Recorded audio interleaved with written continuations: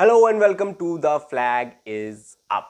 आज की इस वीडियो में बात करने वाले हैं what went wrong with Real Madrid this season.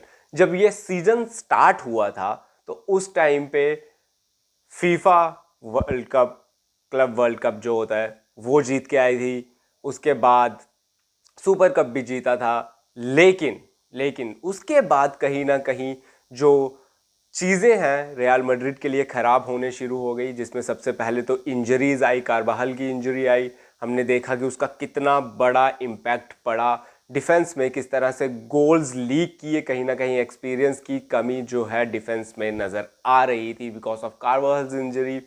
उसके बाद एम्बापे को लाया गया था इस सीज़न में और सोचा था कि एक बहुत बेहतरीन अटैक होगा, लेकिन वो भी प्रॉब्लम बना। विनीशियस और एम्बापे को दोनों को एक साथ खिलाना बहुत ही मुश्किल साबित हो रहा था पूरे सीज़न में।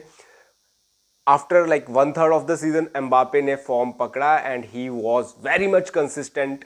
ही वॉज उन्होंने बहुत सारे गोल्स मारे। आई वोंट से कि अच्छी परफॉर्मेंस नहीं थी, he did amazingly well.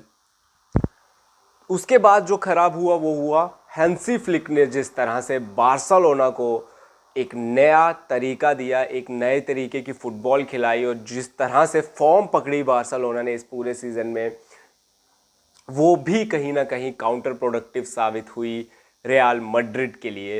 Real Madrid एक भी मैच इस पूरे सीजन में, 2 ला लीगा के मैचेस और 2 कप मैचेस जो हैं, जिसमें से एक कोपा डेल रे का फाइनल था, एंड वो चारों मैचेस लूज किए रियल मैड्रिड ने। जो डोमिनेंस बारसा का दिखा, कहीं ना कहीं that added a little bit salt to their घाव्स, राइट। तो कहीं ना कहीं ये प्रूव हुआ कि जो सोचा जा रहा था कि जिस तरह से रियल मैड्रिड एक बेटर टीम ला लीगा में दिख रही थी ओवर बार्सिलोना, थोड़ी देर के लिए एथलेटिको मैड्रिड ने भी कोशिश की इस season, but eventually they could not keep up with the pressure. लेकिन एक चीज़ जो है प्रूव हो गई वो ये थी कि Barcelona is not going anywhere. जो भी उनके प्रॉब्लम्स पूरे सीजन में थे विद जो उन्होंने अपने मैनेजर जावी हर्नांडेज को सैक किया था, एंड आफ्टर दैट जो डैनी ऑल्मो की रजिस्ट्रेशन और बहुत सारे जो फाइनेंशियल प्रॉब्लम्स, साथ ही साथ स्टेडियम जो है वो नया बन रहा है, अपने स्टेडियम से हट करके कहीं खेलना पड़ रहा था, वो सब चीज़ें थी। लेकिन उन सब चीज़ों को साइड पे रख के बार्सिलोना ने जो परफॉर्मेंस निकाली वो कहीं ना कहीं भारी पड़ गई रियल मैड्रिड पे इस सीज़न। तो वो भी एक प्रॉब्लम रही। उसके बाद इम्पैक्ट क्या हुआ, उसके बाद दिक्कत हुई मिडफील्ड में। मिडफील्ड में लास्ट सीज़न एक तो बेलिंगम बहुत बढ़िया कर रहे थे, राइट। साथ ही साथ टोनी क्रूज का ना होना बहुत ज़्यादा खला है।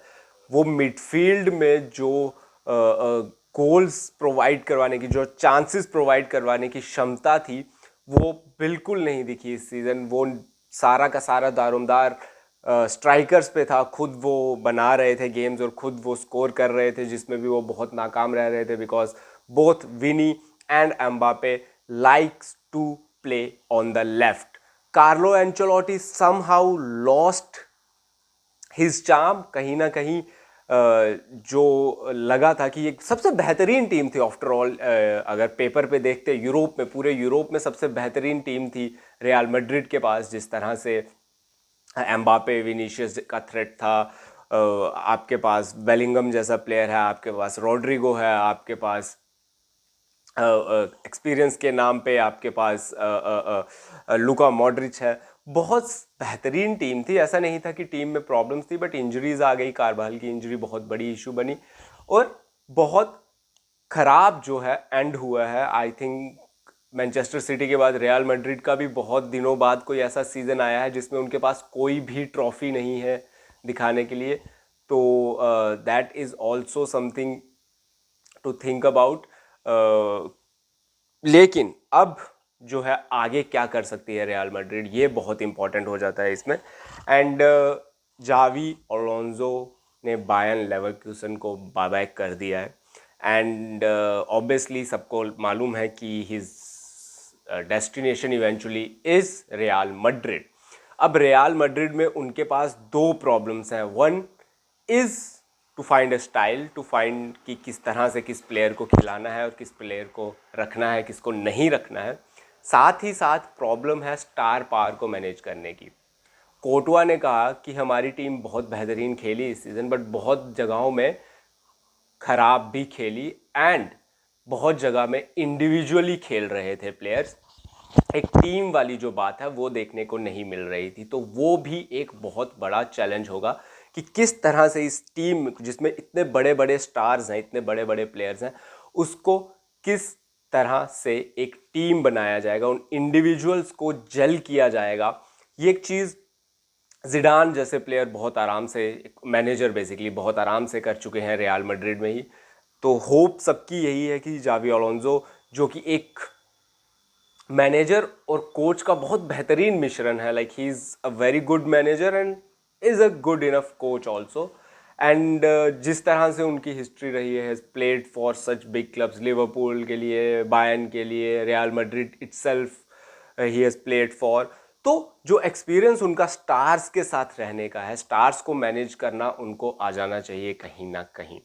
आपकी क्या राय है रियल मैड्रिड के अगले सीजन पे? क्या रियल मैड्रिड कमबैक करेगी? क्या रियल मैड्रिड जो डोमिनेंस दिखाती थी हर साल वो अगले सीजन में दिखाएगी? Please let us know in the comment box. क्या आपको लगता है कि प्लेयर्स जो है साइन करने चाहिए रियल मैड्रिड को? कौन से वो प्लेयर्स हैं? क्या ट्रेंट अलेक्जेंडर आर्नोल्ड के आ जाने से डिफेंस सॉलिड होगा? क्या और भी पोजीशंस हैं जहां पे और बेहतरीन प्लेयर्स को रिक्रूट करने की ज़रूरत है, despite having such class in the squad already present? Please let us know in the comment box and keep watching. The flag is up. Subscribe to the channel, like the videos and keep the blue flag high.